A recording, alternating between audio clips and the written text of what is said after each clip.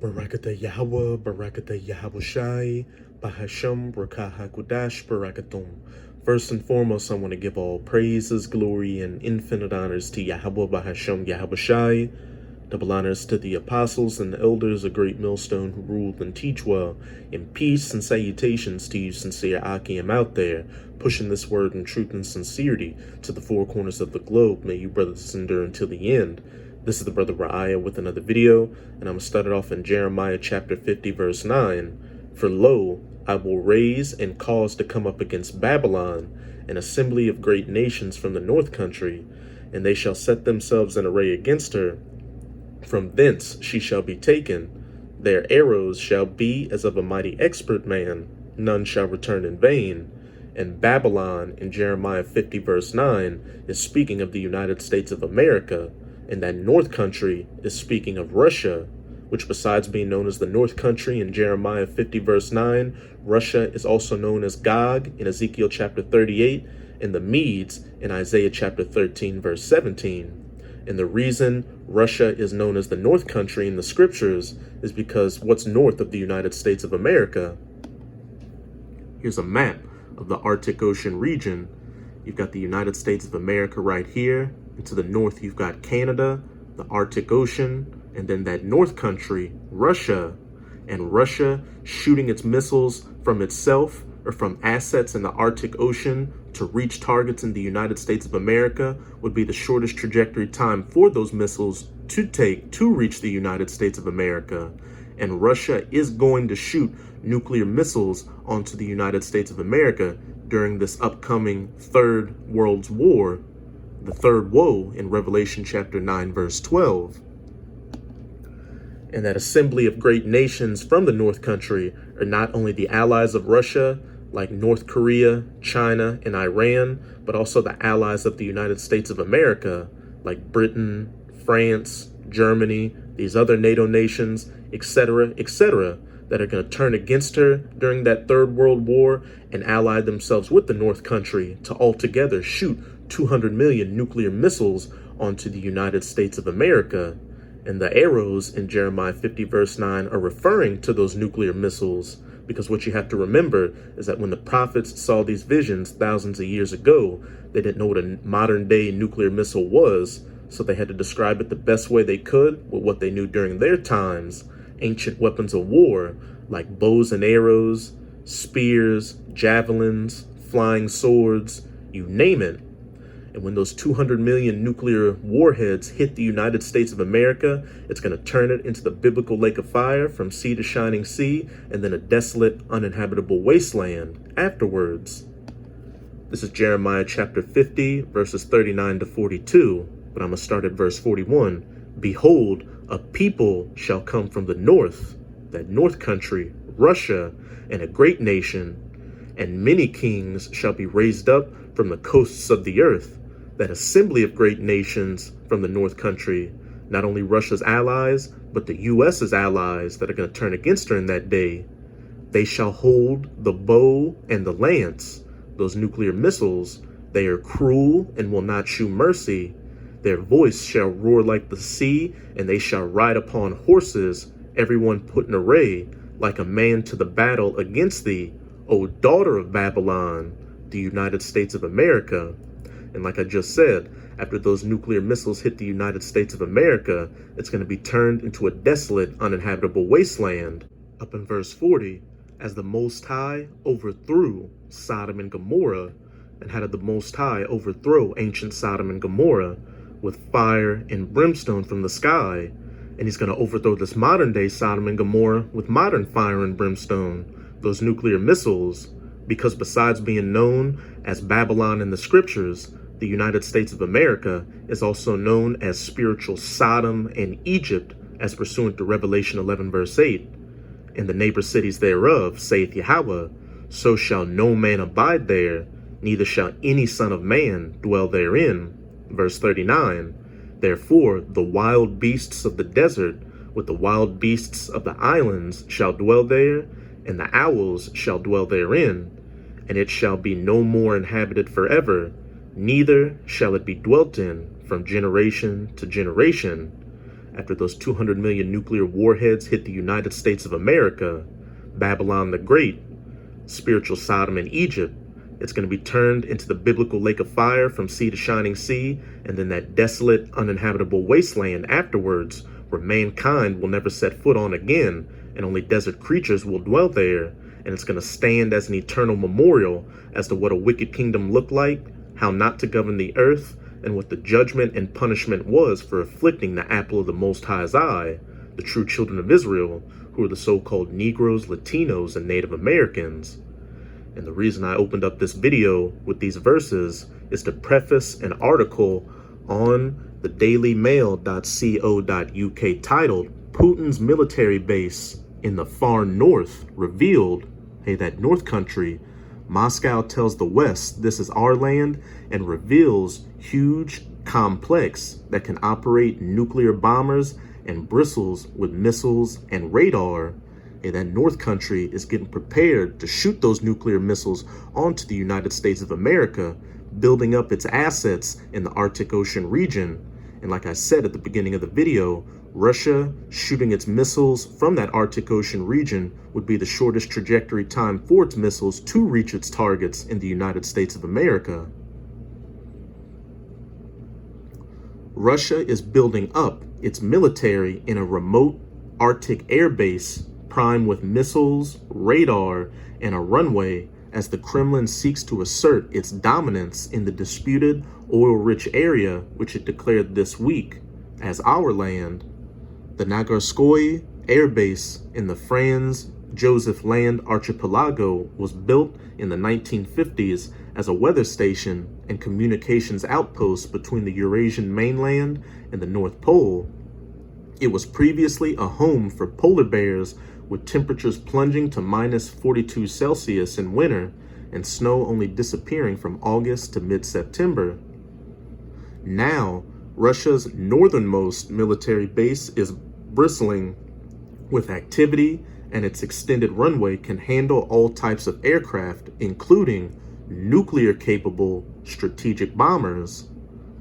The site projects Moscow's power and influence across the Arctic amid intensifying international competition for the region's vast resources, as the country's foreign minister, Sergei Lavrov, declared this week. We hear whining about Russia expanding its military activities in the Arctic. But everyone knows that it's our territory, our land. We bear responsibility for the Arctic coast to be safe, and everything our country does there is fully legitimate. A Russian soldier walks at a radar facility on the Alexandra Land Island near Nagarskoye on Monday as the Kremlin seeks to assert dominance in the region. An officer stands near a landed Il-76 military cargo plane on an extended runway on the island, which can accommodate all types of aircraft. Russian soldier stands guard as the Bastion anti-ship missile system takes position on the northern outpost. Look, here's a map. Got Russia, that north country with its assets in the country and in the Arctic. You've got the United States over here, shooting those arrows to its targets in Babylon the Great.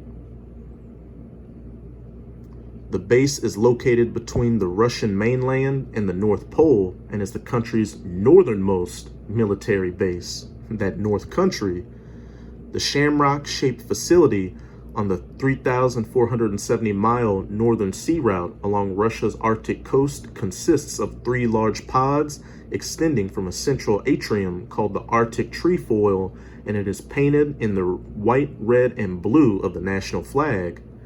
Other buildings on the island, which is called Alexandra Land, are used for radar and communications, a weather station, oil storage, hangars, and construction facilities. Russia has sought to assert its influence over wide areas of the Arctic in competition with the United States, Canada, Denmark, and Norway, as shrinking polar ice from the warming planet offers new opportunities for resources and shipping routes.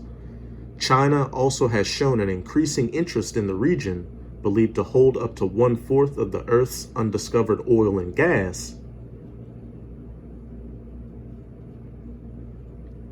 An officer speaks on walkie-talkie as the Bastion anti-ship missile system takes position on the Nergoskoye air base.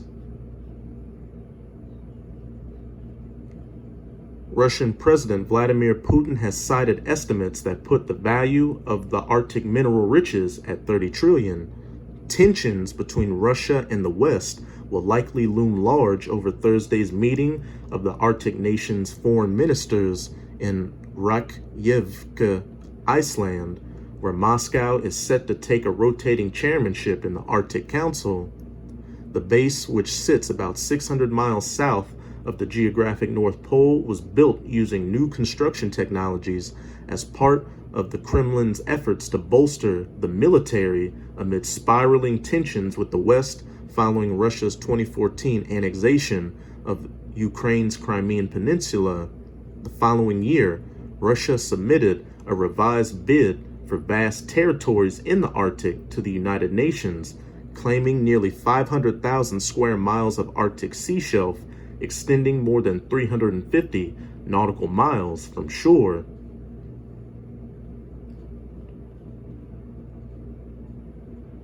Russia's northernmost military base is bristling with activity, and its extended runway can handle all types of aircraft, including nuclear-capable strategic bombers.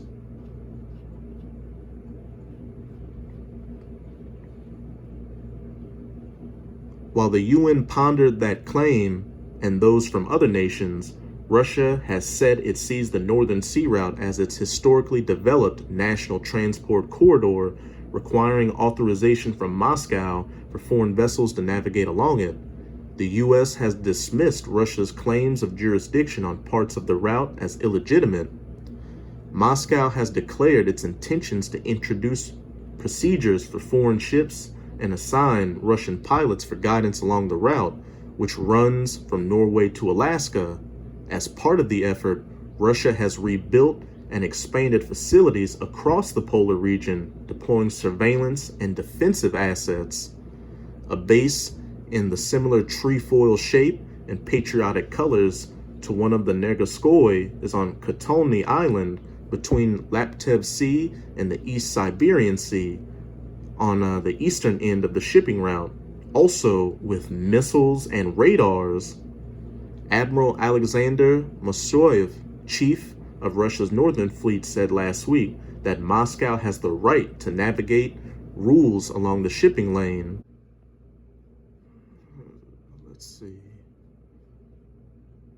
Jump to right here. NATO is increasingly worried about the growing Russian military footprint in the Arctic, and Washington sent B-1 bombers to Norway this year.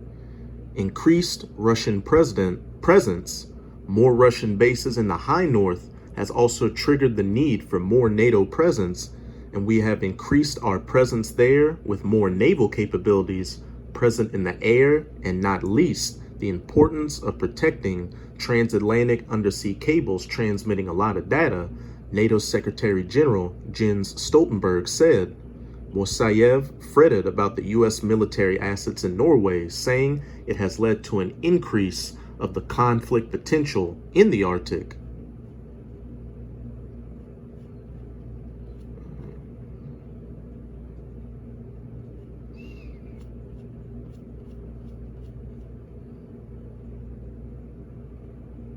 Go right here. A runway has been extended to accommodate all types of aircraft, including Tu-95 nuclear-capable strategic bombers, said Major General Igor Churkin, who oversees Air Force operations at the base. The modernization of Arctic airfields significantly increases the potential of the Northern Fleet's aviation to control the airspace in the area of the Northern Sea Route and allows to ensure its security, he said. In March, the Russian military conducted drills at Nergoskoye with ground troops and a pair of MiG-31 fighters flying over the North Pole. The exercise also saw 3 nuclear submarines smash through the Arctic ice next to one another in a carefully planned show of force. On Monday, Lavrov rebuffed Western criticism of Russia's Arctic expansion and bristled at what he described as Norway's push for a stronger NATO presence there. That's pretty much it with this article. You get the point.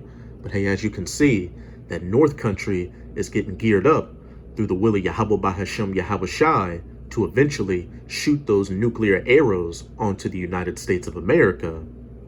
So that's it with this video. Just a quick prophecy update. And with this video, I hope you sincere Akim were edified. Just keep strong and keep pushing this word. As you can clearly see, we're almost out of this final wicked captivity of the heathen nations, chiefly of the Edomites. And as always, I'm going to say Abad Babal, Kwam Yasharala, and until next time, Shalom.